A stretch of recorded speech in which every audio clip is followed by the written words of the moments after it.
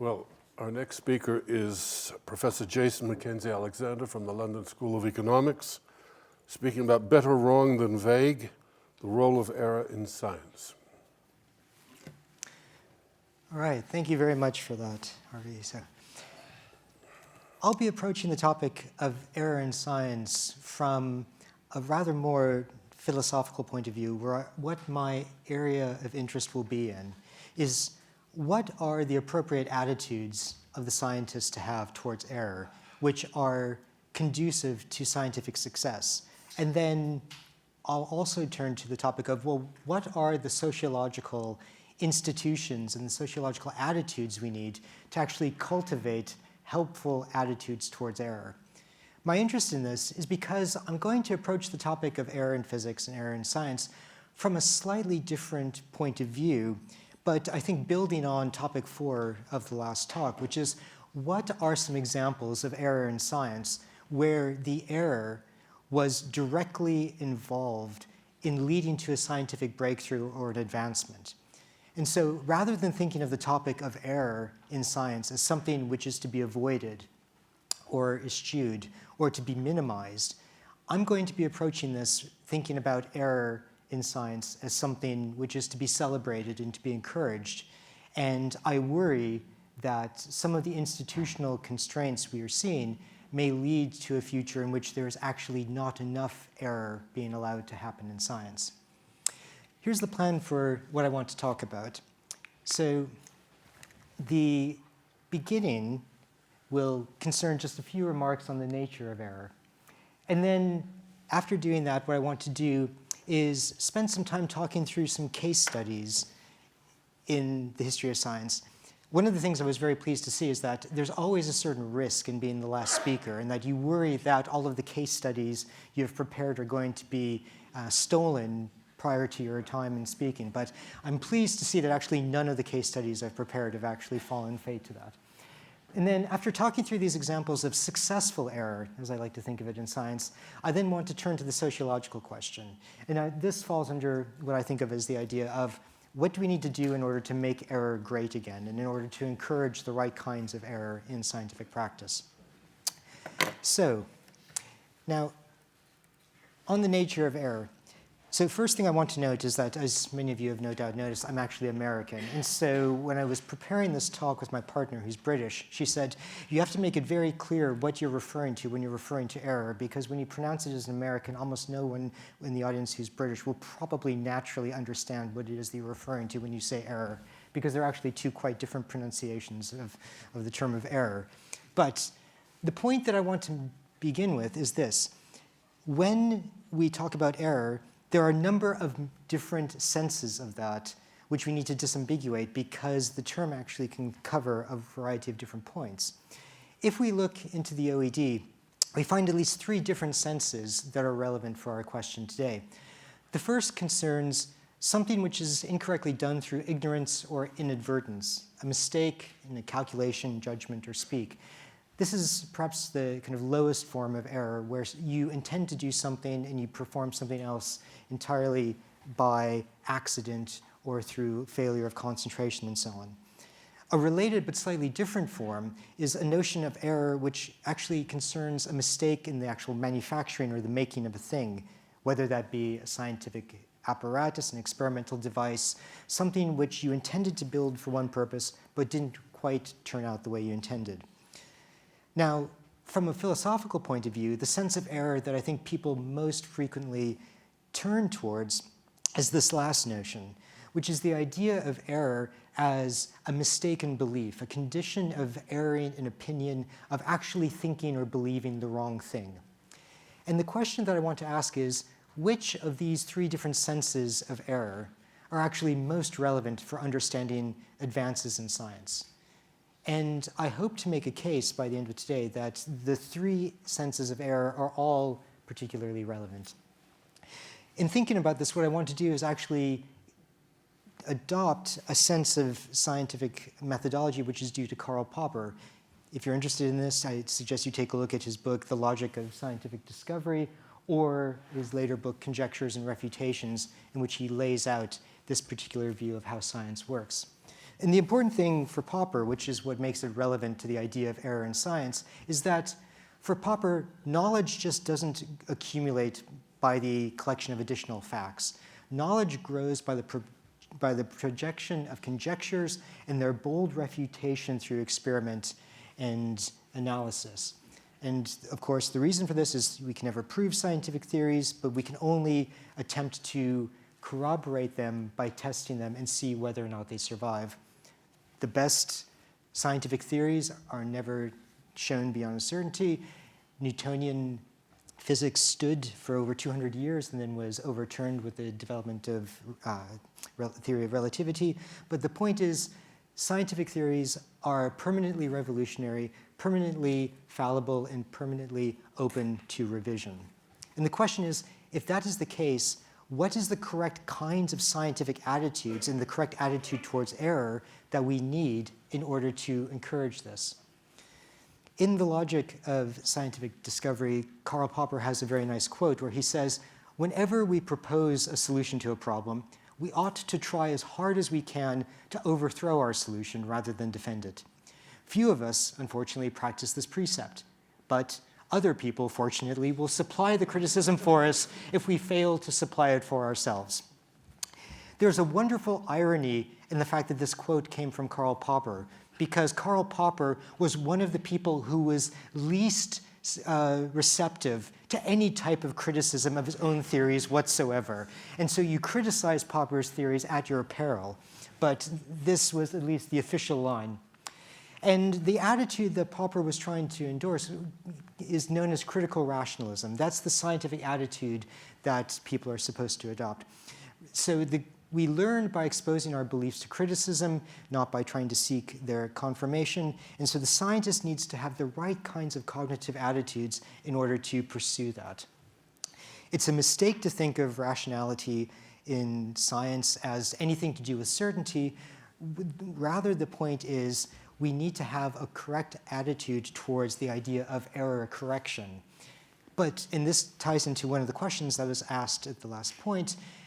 A willingness to engage in error correction requires that we see error in a certain way. It requires error to be understood scientifically and socially in a certain point of view. Error needs to be viewed as something which is acceptable, perhaps inevitable as the conduct of science, not something which is to be avoided or which a scientist should be ashamed of when it actually happens or occurs. Now, the question is, what type of error is relevant? Well, as I said before, the most obvious one that occurs is the idea of error as mistaken belief, but we'll see the other senses of error are there as well.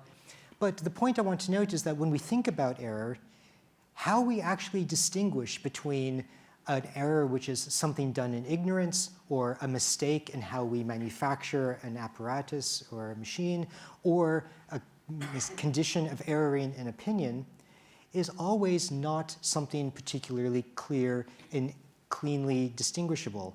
Those judgments are often only ones we can make ex post, after time has passed, after we have a certain understanding of the way things are. And I've got a really lovely quote here about the ex post revisability of error.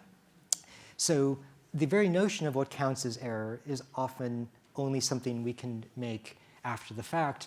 And Popper gives a really wonderful example of this in quoting from a letter that Max Planck wrote in support of Albert Einstein's nomination to the Prussian Academy of Science. This letter was written in 1913, and Planck writes regarding Einstein that he may sometimes have gone too far in his speculations, as, for example, in his hypothesis of light quanta, i.e. photons, should not weigh too heavily against him. Why? For nobody can introduce, even into the most exact of the natural sciences, ideas which are really new without sometimes taking a risk. So Planck was very cautious to say, yes, we know he posited photons. Please don't hold that against Einstein. We all make mistakes when we try to break new ground. And it's a really lovely fact that Einstein won the Nobel Prize in 1921 precisely for the theory of light quanta, which Planck was apologizing for in his letter to the Prussian Academy of Sciences. So with that, what I would now like to do is turn to a couple of case studies in the history of science which look at the value of error. And so we've seen the three different dictionary senses of error, but in practice, they can blur together. And here are some types of error that I want to consider. The first concerns what we might think of as a case of bad belief. And so this is the famous Michelson-Morley experiment concerning the ether and attempting to detect the ether through measurement. Another case that I want to talk about is what we might think of as a ill-judged interpretation. And then this is an example of the discovery of radiation through the analysis of uranium salts. And another example, not so much from kind of, if you like, experimental physics, but more issues in the mathematics which underlies the physics, concerns unjustified use of mathematical formulae and symbolism. And here I'm interested in infinitesimals, the early days of the calculus, and Dirac with the delta function. And then lastly, I'm going to look at cases of error which literally involve really kind of dodgy practice in the labs of Pasteur and Fleming regarding very poor lab hygiene, which was an error absolutely instrumental to the scientific advances. Right. In all of these cases, the error turned out to be crucial for the development and advancement of science. So turning now to the most famous null result. Okay, so after the development of electromagnetism and realization that it was best understood as a wave phenomenon, the question then became, what is the medium through which the electromagnetic waves transfer? Because it was well understood that all other forms of wave phenomenon, such as ocean waves, sound waves, and the like, require a medium for them to propagate through. And the question then was, what was the medium for electromagnetic radiation? The answer was posited in the form of the luminiferous ether, some substance that was thought to exist everywhere through which electromagnetic waves could pass.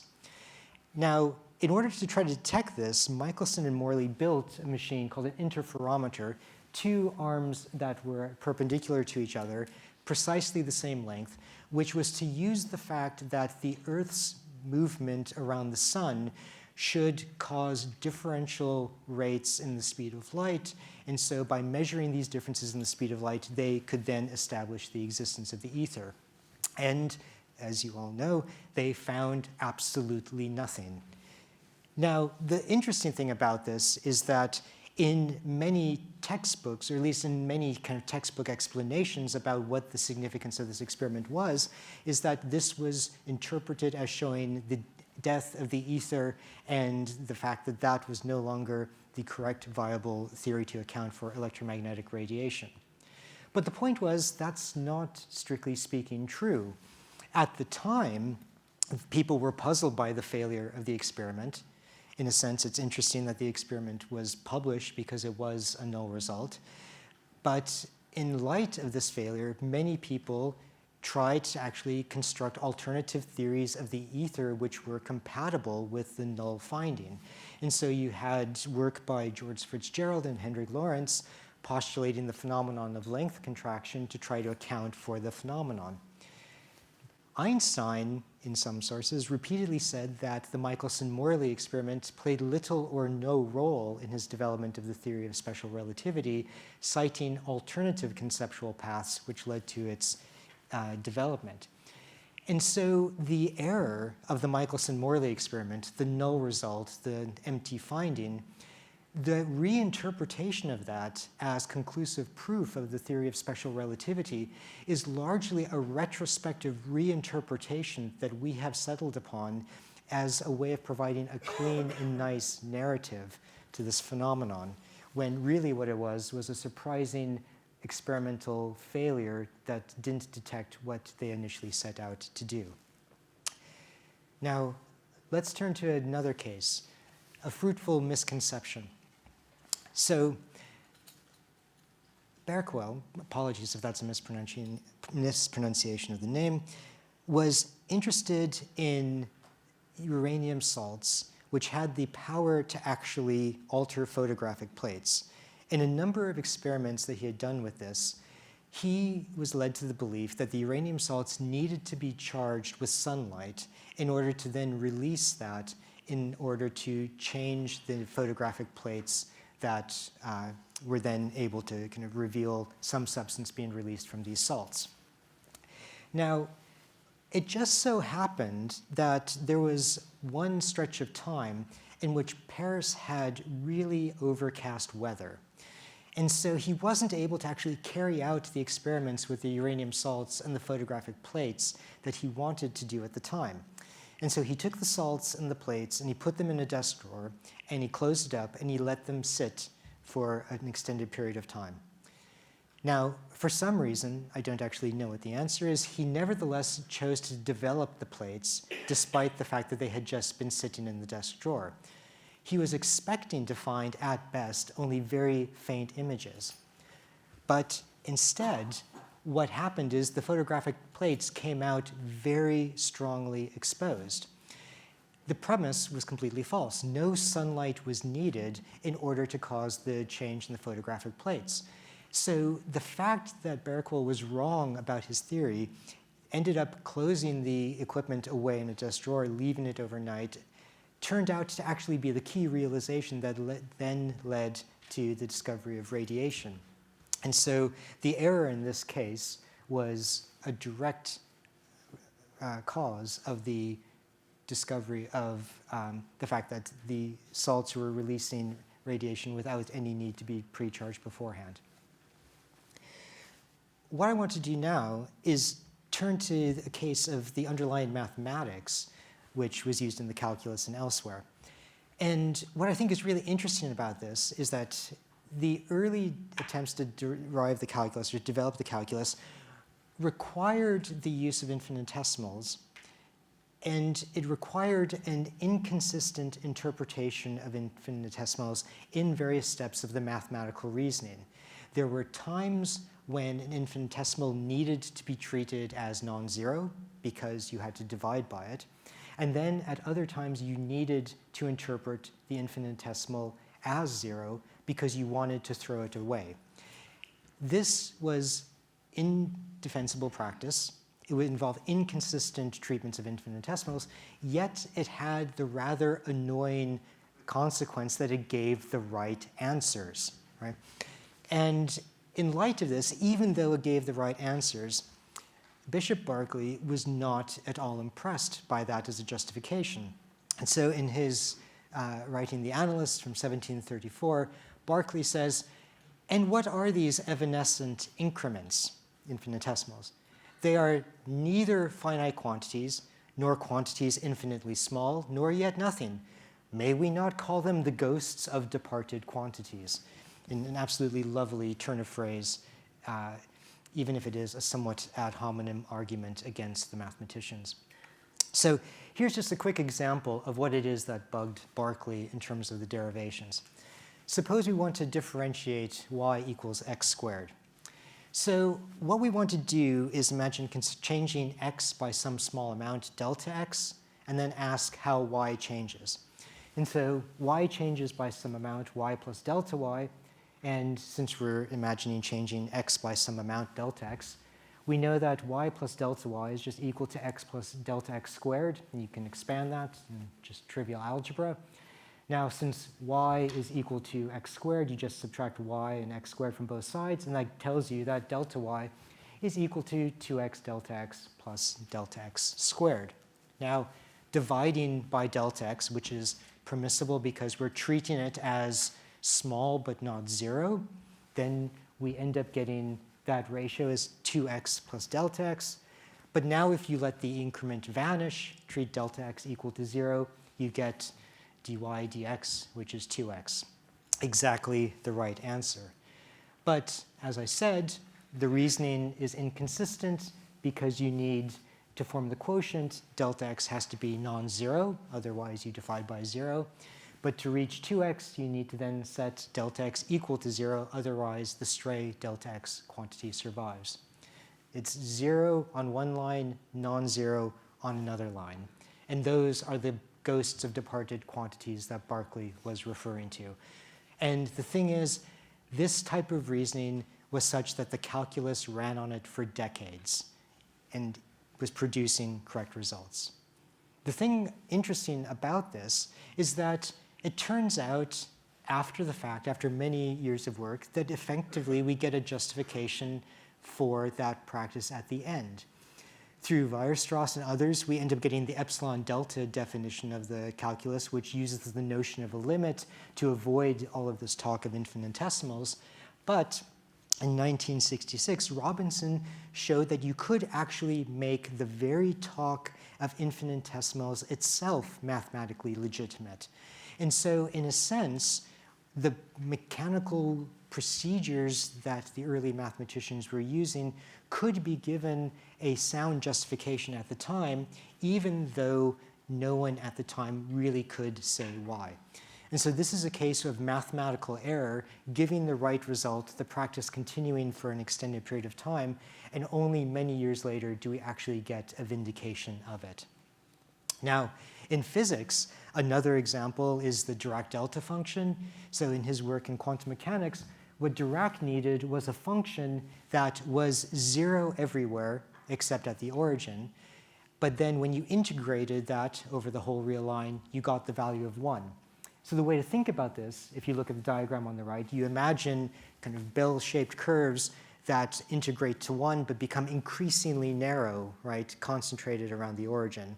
And at the limit, you imagine a function which is zero everywhere except at the origin where it's infinite, and so you end up getting 1 when it's integrated. Now, of course, the thing is no actual function can behave this way. It's mathematically unjustified, but it was too useful to give up, and so people continued with the practice. Why was it necessary? Well, it had the nice function that if you take the Dirac delta function, multiply it by some function, and integrate, it essentially just picks out a single value, right? The single value right at the non-zero point of the delta function. And you can think of that as meaning a point mass or a point charge or some kind of immediate impulse. And the thing is, Dirac reasoned with this for years, and a rigorous justification only came about 30 years later with Laurent Schwartz's work on the theory of generalized distributions. One anecdote that I've heard is that someone went into Dirac's office and handed him a copy of Schwartz's theory of distributions and saying, look, they've now managed to make your delta function mathematically rigorous. What do you think about this? And Dirac took the book, turned to the bin, and dropped it immediately into the rubbish bin. So, all right, now I just want to turn to a couple of cases of nice and happy accidents. And so for this, turn to the Louis Pasteur in 1879, who was working with experiments with chicken and cholera, and he had brewed a couple of batches of cholera cultures, but left them on the counter and would allow them to effectively go stale over the course of the summer. Now, when Pasteur returned to the lab at the end of the summer, he injected the chickens with this stale culture. The chickens barely became sick, but the important thing is that those chickens which barely became sick turned out to then, when injected with a fresh cholera culture, be immune. And what this led Pasteur to realize was a generalization of earlier work done with cowpox vaccine, and gave rise to the idea of attenuated vaccines. So a case of scientific discovery resulting from leaving things out in the lab just a bit too long. And everyone knows the analogous story with Fleming, who discovered penicillin by leaving the windows in the lab open and coming back to find the appropriate spore landing on a dish of mold, and the mold around the spore had died. The discovery of penicillin was the first antibiotic. It took decades for it to be turned into a commercially successful drug, but again, a chance, happenstance, accident leading to a discovery. And the point is, in all of these cases, the way this worked is that an error turned up some kind of anomaly, but the scientific discovery was absolutely crucial and hinged on the fact that someone did not treat that anomaly as noise that just needed to be tidied away, explained away, and discounted. That refusal to try to tidy away noise is a crucial part of this attitude of Popper's critical rationalism. And the question that I want to turn to in the last few minutes is whether the social structure of science is actually such that it still encourages appropriate levels of risk-taking, willingness to error, and the willingness to engage with these kinds of anomalies, even if we don't understand them at present. Which leads me to the point about making error great again. And one question to think about is whether contemporary incentives actually reward productive error. And in all of these cases, what we needed was someone who was free to be wrong, and for the institution to be willing to tolerate that wrongness long enough in order for the anomaly to be able to actually pay off. Popperian science is fallible by design. We actually aim for error, uncertainty, misunderstandings, and mistakes, but critical rationalism can only leverage that if being wrong is survivable. And one question is, do contemporary institutions serve to disincentivize or de-incentivize the attitude of scientists towards error, in a sense that actually punishes some of the dispositions that these earlier examples rely on? And so let me just turn to a few reasons why. So consider the case of publish or perish. Careers turn on publication counts. When I graduated with my PhD in 2000, it was very rare for people to go on the job market in philosophy with more than 2 or 3 publications. Nowadays, when I sit on hiring committees, it is not uncommon for me to see CVs of people 1 year out of grad school, freshly out of grad school, who have 10 or 15 publications in pretty good journals. The thing is, publications in journals overwhelmingly favor positive results. If you think about cases like the Michelson-Morley experiment, where do all of the null results go? Where do all of the attempts to try to validate or vindicate a previous claim which failed to hold? How do we find out about those? Another point that is a worry with the publish or perish phenomenon is that in order to try to get publication numbers up, people are disincentivized from working on big, novel, powerful, creative theories. They are instead encouraged to salami slice. I prefer the term least publishable unit, where people try to identify the smallest amount of intellectual content that can go into a paper that gets accepted. And the point is that leads people in a direction which I think is exactly against the very spirit that we need in order to make science advance. And another phenomenon about this, especially related to the absence of publishing null results, is that it allows bad science to continue. Think of the replication crisis in social psychology. When people attempted to reproduce many experimental findings in social psychology, or in experimental psychology more generally, they found that they were unable to do so. A number of claims like ego depletion, you have only a certain amount of concentration on self-control, and when that concentration is depleted, you end up behaving differently. The effect of power posing on people's confidence. So if you were to adopt a typical alpha male stance before giving a speech, you would perform better at that speech. And a host of other kinds of priming effects, all were found to suffer replication failures when people attempted to reproduce them. And one diagnostic was that the wider failure was structural. Incentives that rewarded novel, positive, publishable results left the field unable to identify its own errors because people were discouraged from actually attempting to reproduce. And if they attempted to reproduce and didn't find anything, what were they to do with that? Another phenomenon is herding behavior. Academia has its fashion and cliques, and in many areas, perhaps this is more true in philosophy than other areas, you won't get cited unless you end up playing the same game with other people. But if that's the case, then you have little incentive to actually criticize or critique the people who are within your research community because they have the ability to act as gatekeepers and to keep people out. And so talk of diversity of views often ends up being converted to the idea of diversity of views within a pre-established range of permissible opinions that are held to be accountable. And I just want to contrast that with what I think is a really lovely attitude from, found in Paul Feyerabend's For and Against method. Feyerabend says, in 1970, Imre Lakatos cornered me at a party. Paul, he said, you have such strange ideas. Why don't you write them down? I shall write a reply. We'll publish the whole thing, and I promise you, we shall have a lot of fun.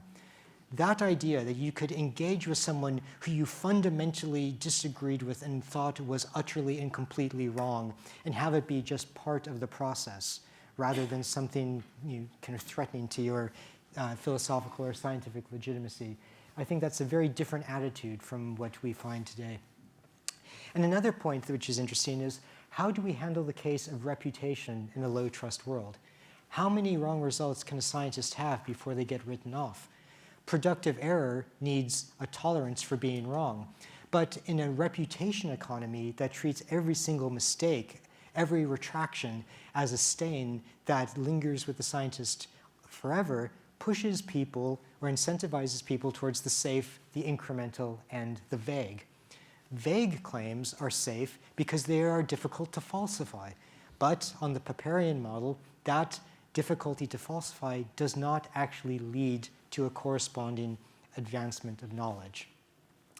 So here's a story that I want to just quickly mention before closing up. So a colleague of mine at the LSE used to sit on research grant funding, on a research grant funding board. And he once described an end-of-the-year meeting in which they sat around and the chair announced a striking statistics. 95% of the grants that they had funded reported successful outcomes. And my colleague thought that was absolutely terrible.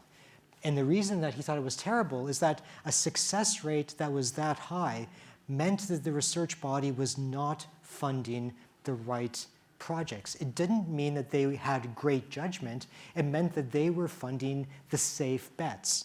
They were turning down the uncertain proposals that might fail. They might have had a high chance of failing, but the ones that have a chance of failing or do fail are the only ones which are likely to tell us something that we did not already know.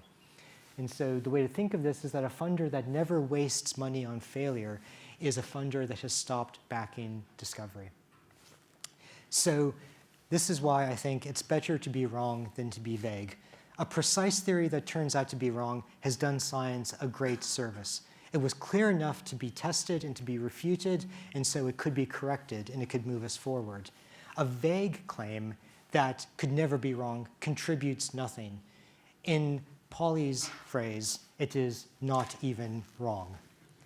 Error is not the enemy of science, it is the very method to it. And the real danger, I think, socially, is an incentive system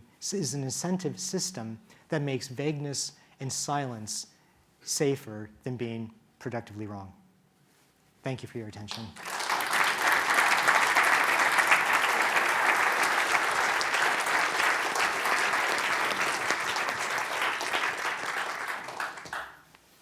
Questions at the top?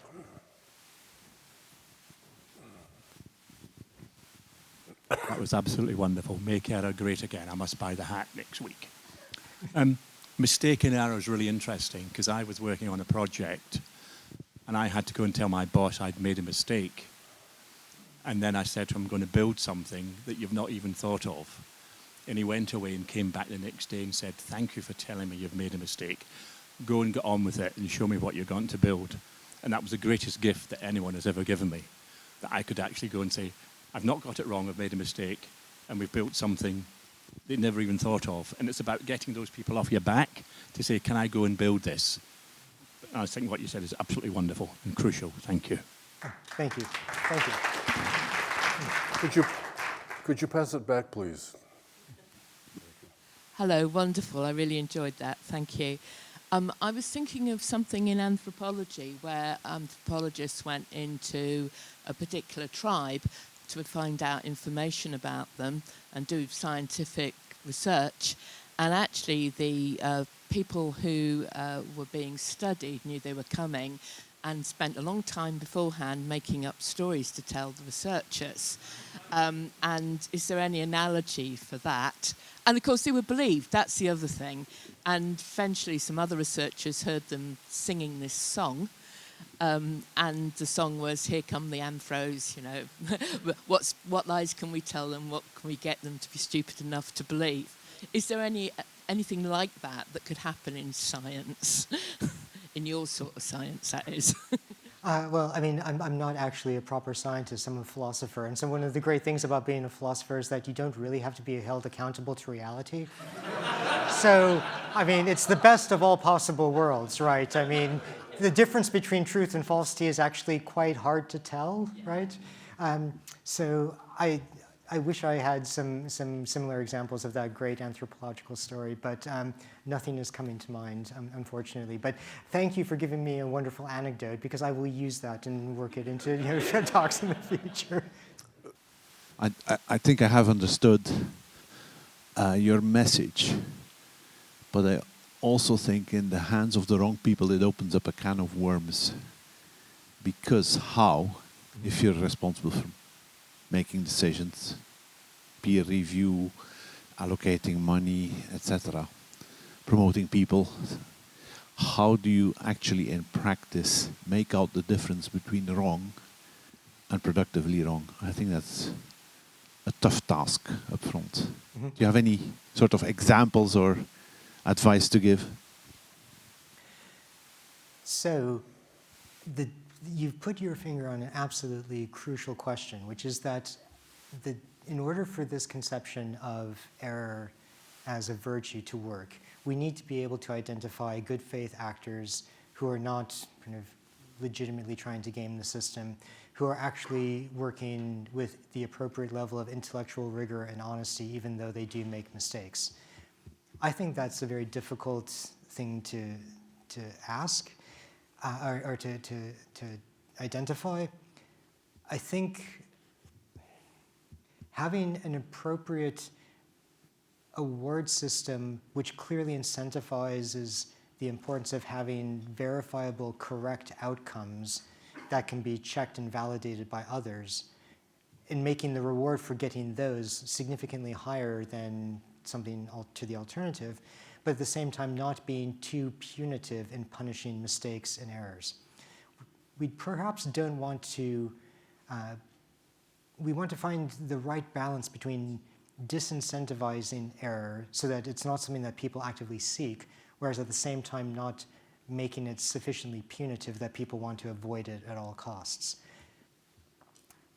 Again, I'm going to invoke my philosopher's card, and I'll defer to people who do organizational design or institutional analysis to let them figure out how to do that. But you're right, that is the crucial question. Yes. I'm thinking of the analogy in politics to error and error correction. When a politician changes his mind, he's described as having made a U-turn, and we punish him for that. At least the opinion writers punish him for that. And perhaps needs a different attitude in politics. And also, when some project is committed to by a government, we seem to have very inadequate means of assessing its progress as it goes and of altering or reversing it when it fails. And obviously HS2 comes to mind, and I think there are, I think high-speed rail has a similar experience in the States, where there seem to be far more projects and design studies than ever any track ever gets laid. Would you agree with that? So I do agree that I think that contemporary politics is not particularly helpful in cultivating healthy attitudes towards error, precisely because of what you identify, a phenomenon that I think of after the Tom Petty song, I Won't Back Down. Right? The idea that, doing a U-turn, changing your mind, never kind of surrendering views that you've been committed to is viewed as a sign of weakness. I'm enough of a fan of kind of traditional classic Enlightenment values that I think that that type of attitude is a fundamental mistake. Obviously, we don't want people to change their minds all of the time for incorrect reasons, but when the facts change, we should realize that the attitudes need to adopt accordingly. I think that contemporary attitude towards never admitting to a U-turn, never wanting to back down, is an unhealthy leadership model that occurs at the very top level of politics.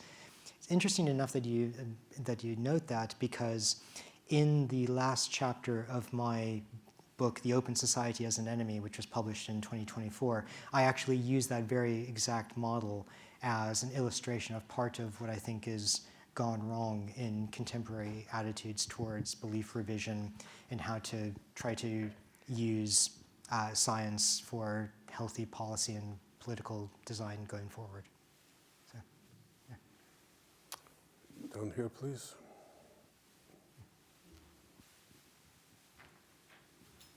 Thanks, very interesting. I greedily have two questions, so you can either answer both or choose one. The first one has to do with time. There's someone who's discovered a method of teaching languages that is completely passive. He used it with the Thai language.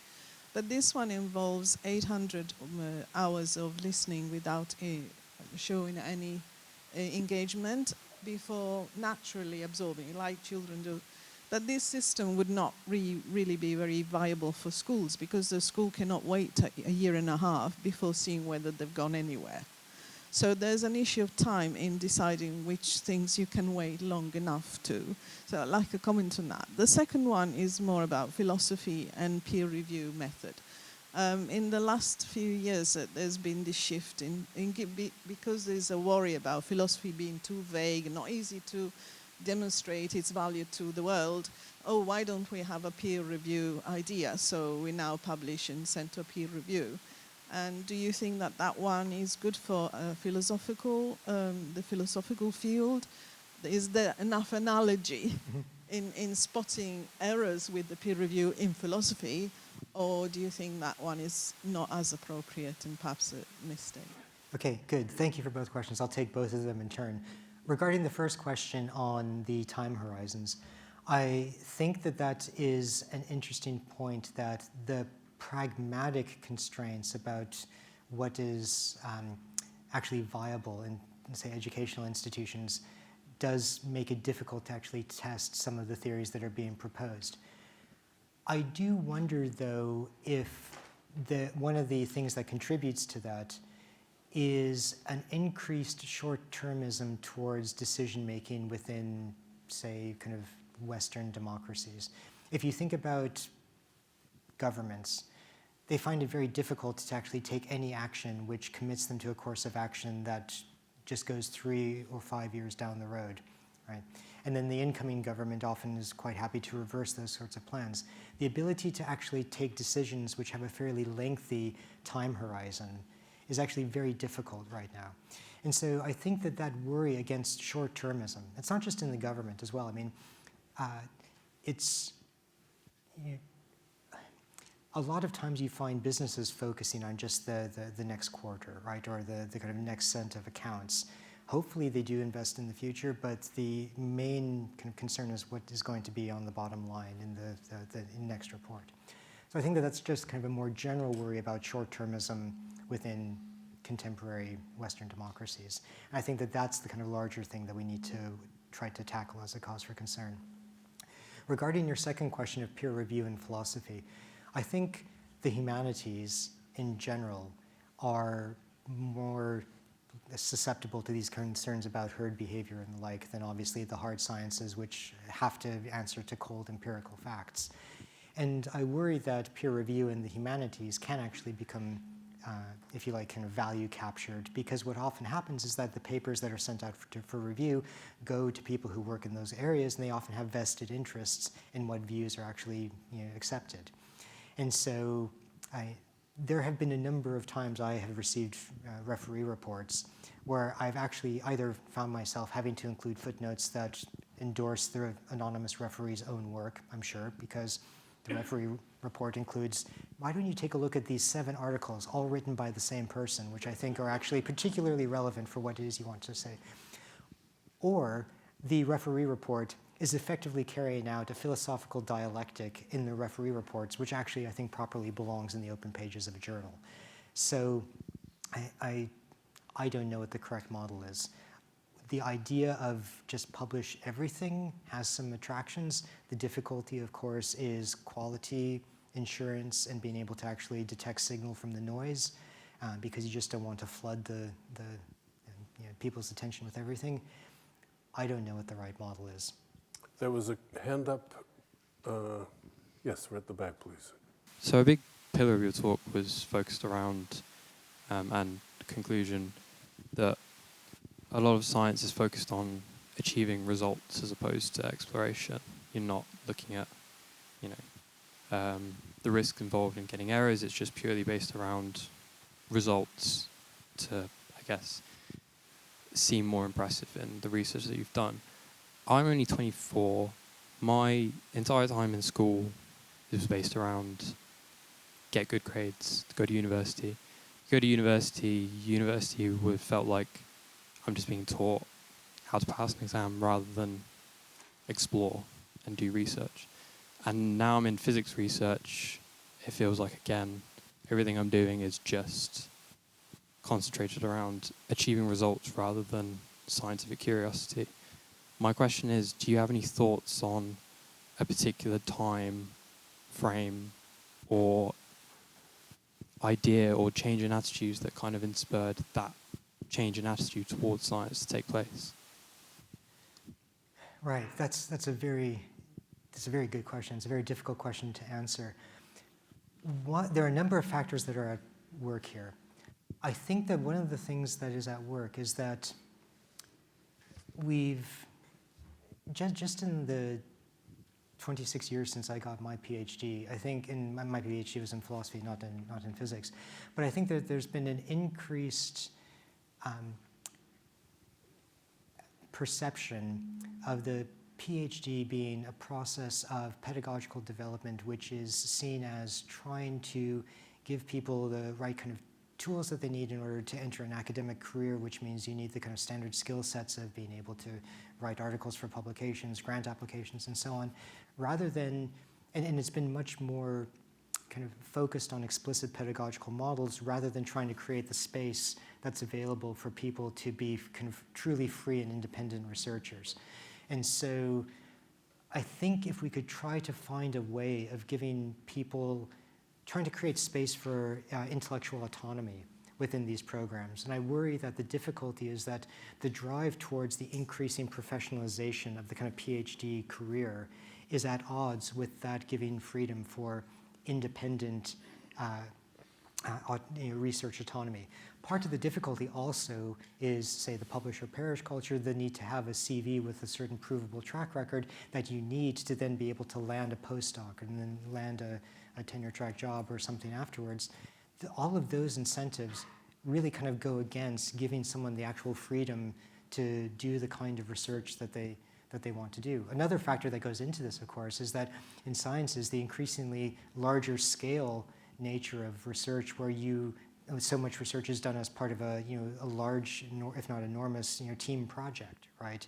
Where you are a piece of a much larger machine, right? That's a very far cry from the days in which you could just have one or two scientists kind of working on their own, doing something, and have kind of much greater autonomy over what it is that they want to achieve. So I think that there are a number of different factors at play that help explain your experience. Some of them pedagogical, some of them institutional, some of them just the very nature of the research projects that are being carried on today. And I think that is a very large and difficult set of structural problems to try to solve. But at least identifying and diagnosing those structural problems is the first step forward. There was a hand somewhere up. Yes, just down here, please.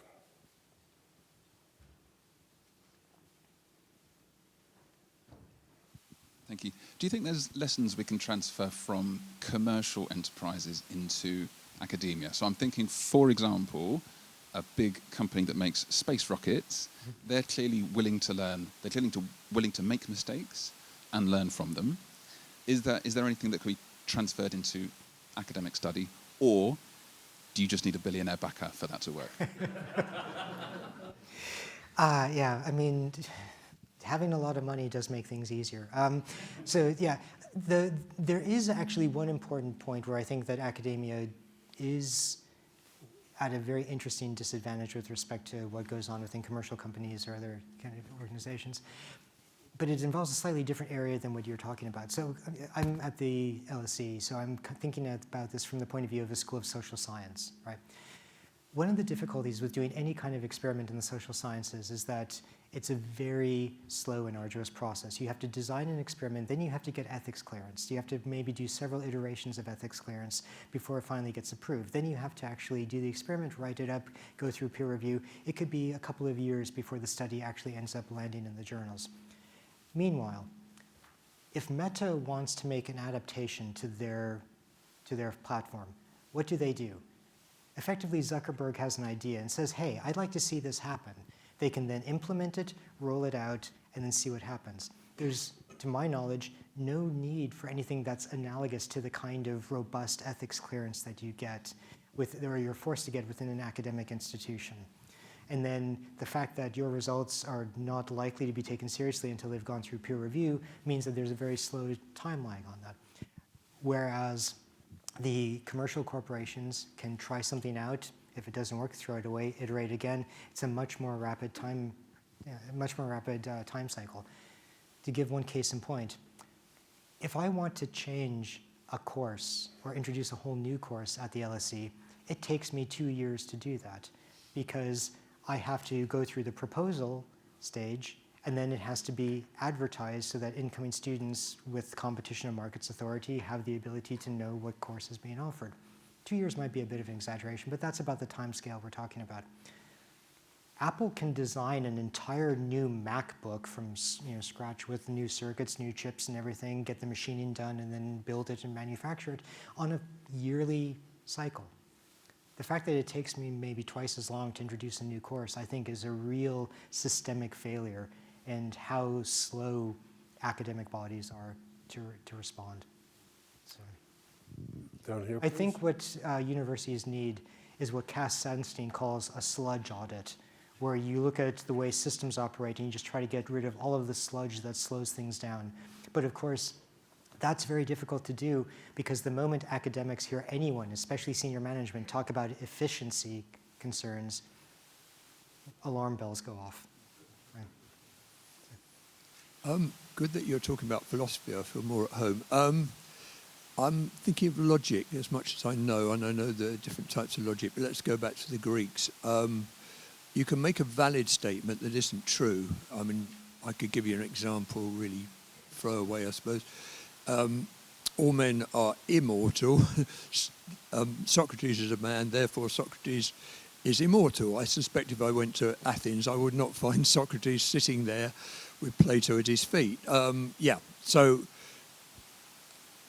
Science very much depends on maths, which is based on logic, I suspect. How much, I think, this is where I'm thinking on my feet here a bit. Validation and truth are not quite the same thing in terms of my logical construct. Newton was right because he made postulates, the Mathematica Principia, and he was right. This building works on Newtonian physics. Doesn't need Einstein particularly. It's not going to move at the speed of light.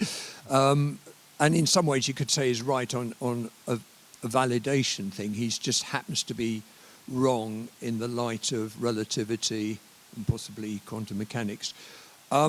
Therefore, how much should a scientist work on logic and valid statements, and how much is experimental? I think I totally concur. Making mistakes is really what science is about, actually striking out there. But you should have a logical basis for what you're doing and make your statements with caveats if necessary.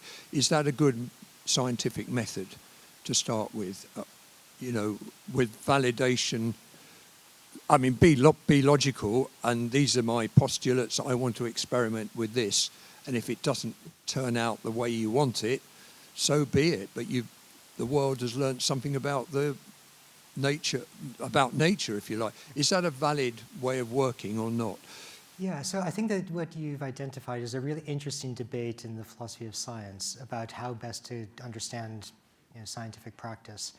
So the kind of standard kind of view that was lurking in the background that I was talking about thought of science as going after, say, kind of universal generalizations, identification of causal laws, and thinking about the analog of the grand unified theory that someone asked about in the end of the last talk.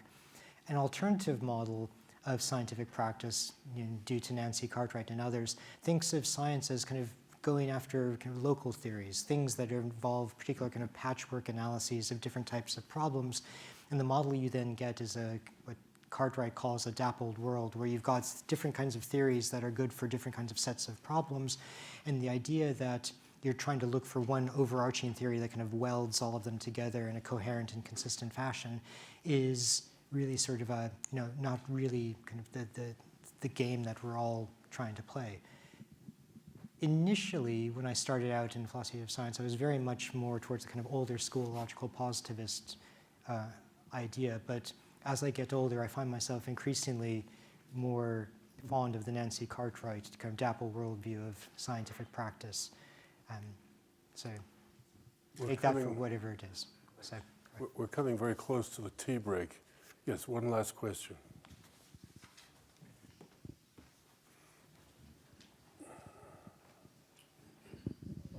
I enjoyed your talk very much. Thank you. When I was doing my PhD in immunology, a paper was published that I really didn't believe. I thought I'd like to try and repeat the work and invalidate it, a negative result. My head of department said, no, it's not germane. I did it anyway on the quiet, but I couldn't tell him. So I communicated it to another senior scientist in another institution, and it was published in Nature, because this other principal scientist was Sir Peter Medawar, Nobel Prize winner. I think having someone like that on your side is an important element in getting these negative results published. yeah, that's absolutely true. I mean, there's a very interesting whole sociological dimension of this, and the ease with which null results and other results can get published that I haven't even attempted to speak about. But yeah, thank you for that. Just before we break for tea, I wonder if I could supplement very briefly your account of the Michelson-Morley experiment, because it's sort of consistent with the idea of error. The American-Polish optical experimentalist, Michelson, was given money by Alexander Bell, Alexander Graham Bell, was given money to work on optical experiments in Europe as a young man. He went to Germany. He designed and built an interferometer, such as the one that you showed. This was the most accurate piece of equipment ever built in physics, most sensitive, I should say. He got a null result and was disappointed with the result. It was published, and basically decided to basically move on, particularly after Lorentz had pointed out to him that his theoretical analysis of the machine, of the apparatus, was such that it turned out to be too small to be effective. The apparatus was too small. The two arms of the interferometer were too small. And I think that this embarrassed Michelson, and I think he decided just to move on. But Lorentz and others said to him, you've got to do this again properly. So he went back to the States. He collaborated with Morley. They built an interferometer, a larger interferometer, which promptly burnt down. So eventually, a third interferometer was built, and the rest is history. Thank you for that. Let's turn to our speaker.